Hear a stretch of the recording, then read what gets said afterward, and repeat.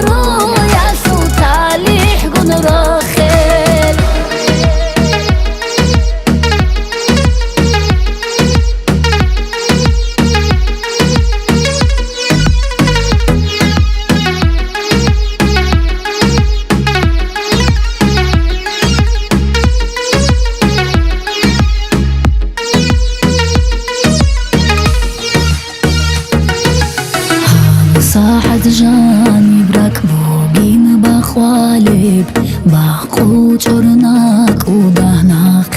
بخچیدم